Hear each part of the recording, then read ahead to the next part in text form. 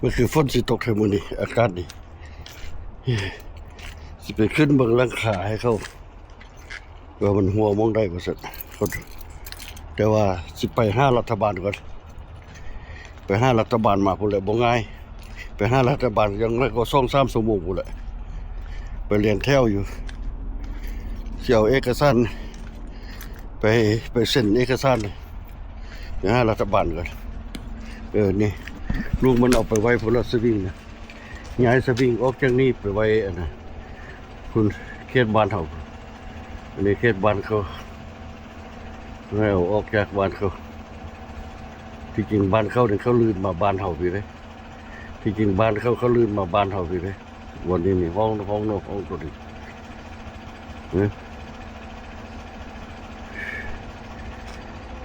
ไปโอเคให้รัฐบาลกัน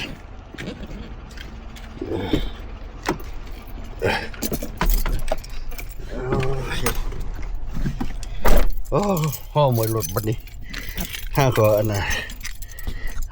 ะดูดผมปัดฝุ่นแล้วเมื่อวานนี้แขนได้บัดนี้นะฮะแขนได้เนาะหอมบัดนี้หอมนะบัดนี้นะห้าก็ดูดผมปัดฝุ่นแล้วเมื่อวานนี้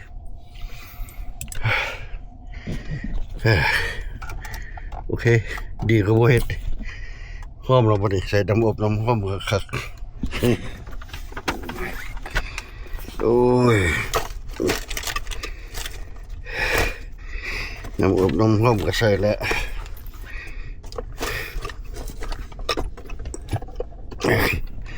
ไปหารัฐบาลก่อนไปเซ็นหนังสือเขาให้ไปเซ็นหนังสือสิให้ไปเซ็นหนังสือรัฐบาล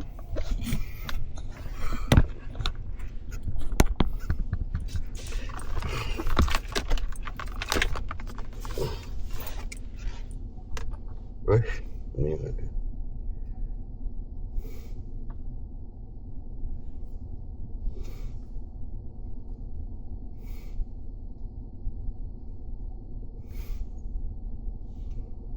เปิดเพลงฟังก่อนเปิดเพลงฟังก่อนห้องเองฟังเองนี่แหละเพลงก็ได้นะห้องเองฟังเองแต่ว่าก็มีคนเข้าไปฟังมวนไล่อยู่กันเพลงมีคนเข้าไปฟังไล่อยู่แต่ว่าทรงอันน่ะนิติมีคนเข้าไปเบิ่งเลยทรงเงินนี่นะทรง YouTube นี่นะเข้าไปเบิ่งดีๆไปเป็นกำลังใจให้กันดีเขาทรง YouTube ทรงอัน Outdoor Alaskan Vlogsเบิ่งให้ดีๆเขาห้องไล่เธอแล้วได้คือบ่ตอบสนองเด้อเพลงนี้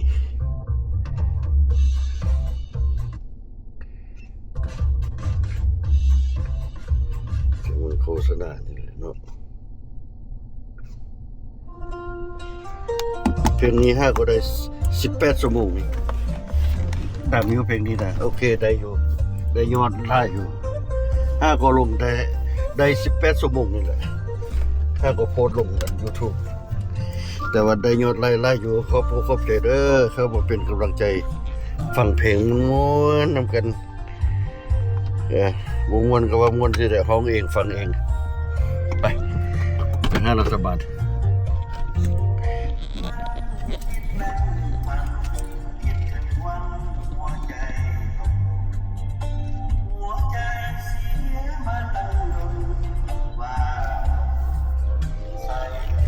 วันนี้วันประหัสเขาบอกที่เยอะเลยเนาะทุกคนทางที่ตั้งอยู่นอกคุณวันประหัส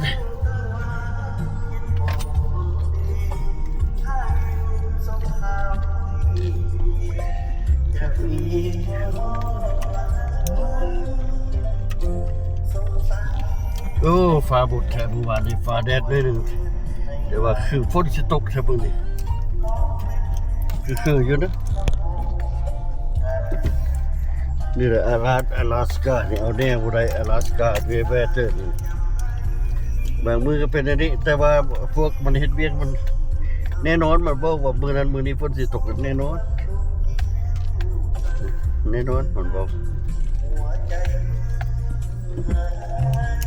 นี่ว่ามันว่าวันอาทิตย์นี่แหละฝนสิตกนะ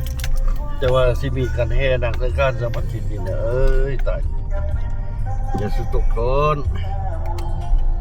นะในปีหนึงมีเรื่องงานประเพณีสงกรานต์มาเฮียรวมกันเด้องานประเพณีสงกรานต์วัดสุวรรณาราม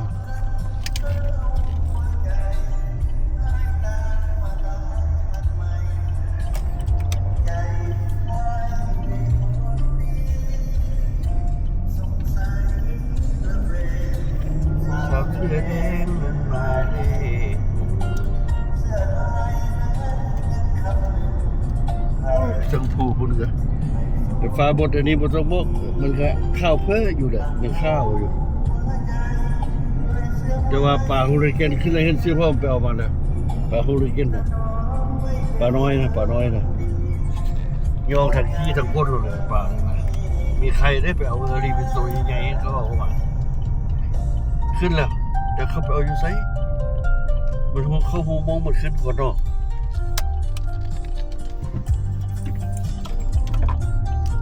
ก็เห็นไปวานดีเห็นซื้อว่าไปวานเดี๋ยวจังหน่อยมื้อเช้านี้เห็นโพสต์มาตักบาตรแล้วแสดงว่ามาแล้วป่าฮูริเกนมาแล้วแต่เขาหูมองไปเอาคือเขาเจ้าหูมองเขาเจ้าเก่งเจ้าหูมองไปเอา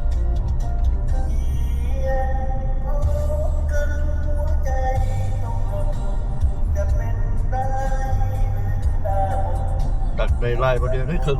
คูได้ตักขึ้นมาแต่ว่าขึ้นมาแล้วนะเรื่องป่ายกให้เขาแพ้เขาแต่ว่าเขาก็เก่งกันเรื่องอันตึกบกตึกเบ็ดก็ได้แต่ว่าเรื่องครบ5กินเนี่ยยอมเข้าแพ้เขาวันรถที่คือทางออกดีเลยส่งมือหมดแน่นออกดีขนาดไหนเป็นยองหมดเลยก็ซื้อเลยจะเป็นใส่น้ำมันดีมันคลีนท่อมันเลยท่อน้ำมันมันคลีนมันหัวซีดมันเลยดีไหมทางออกจากกูเป็นยองหมดเลย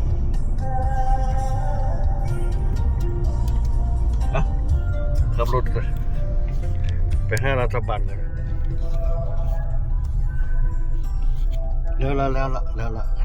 ้วเวียดได้ละเรียบร้อยวันนี้ก็รอแล้ววันนี้เดือนออกัสแล้วสิได้เงินเข้าเรียบร้อยสบายเชื่อมันเรียบร้อยแล้วสบายเชื่อ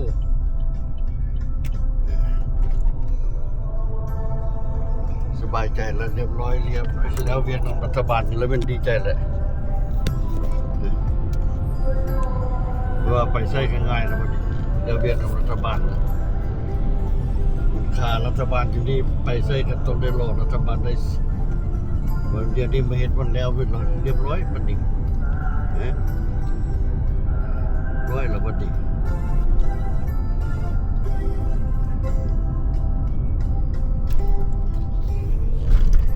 2 ชั่วโมงอลิตนะพอดีแต่2 ชั่วโมง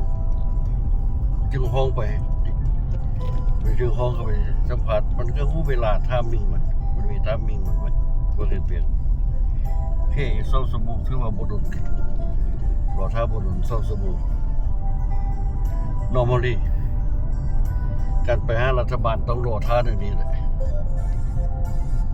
นะต้องบดโดนเติบกันได้เป็น2 ชั่วโมงแล้วรอท่ามันนะเพราะมันเสียห้อง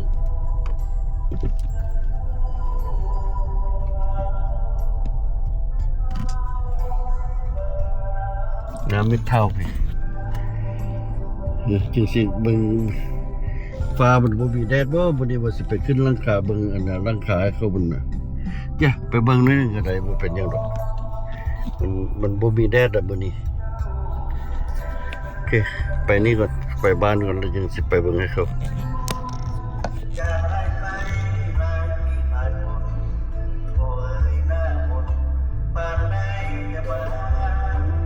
ก็ดีใจขนาดแล้วเวียดกับรัฐบาลนี่ดีใจขนาดกันบ่แล้วมันคาใจอยู่ไหมสิไปใส่เข้าไปบ่ได้แม้มันคาใจสิไปต่างประเทศก็ไปบ่ได้บ่ดีแล้วแล้วโอ้ยสบายใจเด้สบายใจเด้ลงใจรั่วเลย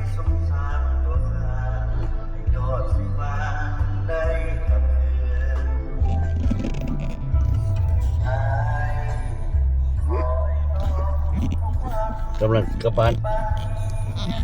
แล้วสิเอาคันใดขึ้นรถสิออกมาเบิ่งราคาเขาหน่อยหนึง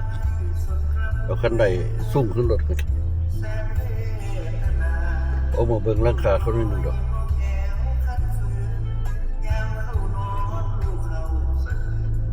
BC ได้มื้อนี้มื้อนี่กันบ่เบิ่งมื้อนี้ให้มัน BC นี่เพราะว่าต้องได้เข้าวัดไปเบิ่งเพิ่นยังอยู่วัดอีก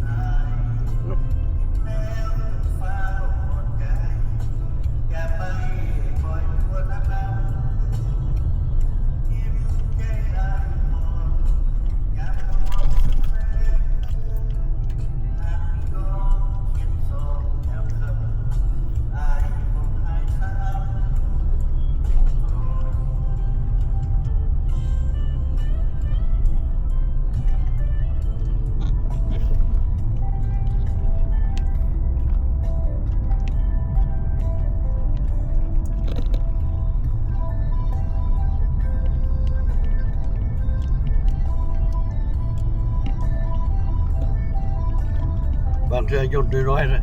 มันบินเพียงเขาขี่รถไปนี่แหละเพราะว่าเดินยนต์นี่มันหักมันตักลงว่าเดินยนต์มันอยู่นี่เด็กมันมาเพียงนั้นปลายเสาไฟฟ้านี่แหละมันกำลังสิลงเดินนี่เดินในทุ่งแดงอยู่นี่ว่าเดินยนต์กำลังสิลงยนต์น้อยๆยนต์ท่องเที่ยวนี่ตรงนี้มันเห็น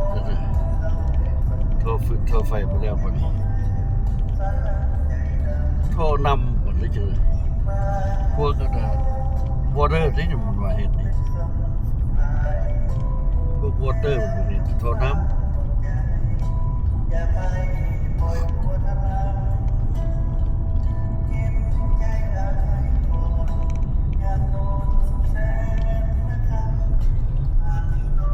เดี๋ยวเวียกรัฐบาลยังไม่เวียกบ่ในนัดที่เราเดือนอาทิตย์หน้านี่วันที่6 ที่ 7นี่แหละบ่นัดอีกแล้วมันบ่แล้วแต่บ่นี่แหละเดี๋ยวนี้นี่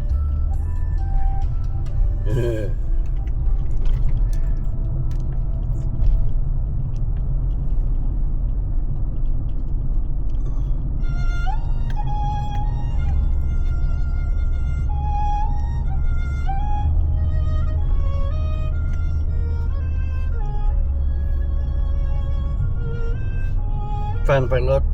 เพลงนี้ห้องเองฟังเองในรถนี่แหละห้องเองบ่มีลิขสิทธิ์โอเคฟังรถสบายบ่มีไม่ลิขสิทธิ์เอาห้องเองเอาเฮ็ดเองบ่โดนเสย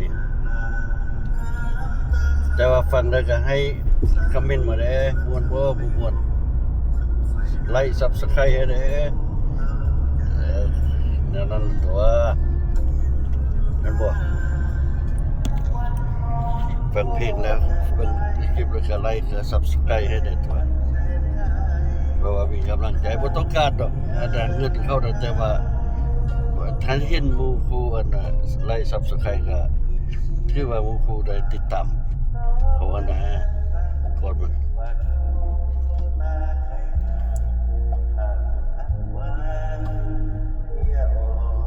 ได้ว่างเอาเงิน YouTube ดอก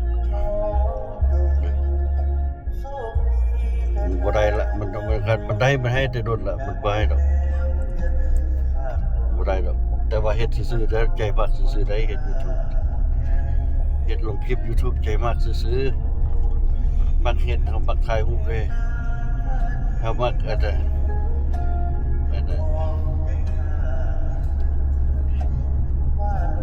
นำเสนอสิ่งต่างๆที่เกิดขึ้นรอบๆตัวเรา อันนั้นเป็นคนใจมักใจมักเห็ดผมมียังเห็ดเพียงงานผู้สูงวัยสันนั่งอยู่เงินลาผมมียังเห็ดเล่นคอมพิวเตอร์ก็เห็ดร้องเพลงเห็ดคลิปลง YouTube งานผู้สูงวัยอันนี้สบายไม่ต้องเป็นโรคบนท่านบนนี้สุดไปก็ไปวัดกับมาวัดอยู่เงินเห็ดหยุดเห็ดคลิปเห็ดยังลงโอเคไม่ได้เป็นวุ่นวายในบ้านเมืองเมียนเพราะนั้นเอาเท่านี้แหละพอแล้วอันนี้เป็นงานผู้สูงวัยโอเคงานอดิเรกมันได้เมื่อได้ก็เอาเมื่อนั้นมันพอให้ก็บ่เอาอันนี้ YouTube มันนะได้เมื่อได้ก็เอาอยากสิได้น้อยได้หลายบ่ได้ว่าแต่ว่าได้เมื่อได้ก็เอาเมื่อนั้นบ่ได้ก็บ่อย่าบ่ได้ก็บ่เอานะบ่ได้เวอรี่ว่าสิเดือดร้อนว่าสิไปเอาว่าสิไปเฮ็ด YouTube เลยยังบางยังได้เงินเข้าแล้วนุ้ยพี่no wrong เฮ็ดใจมักซื่อๆโอเคโอเคบายฟังเพลงม่วนๆป่ะม่วนเนาะ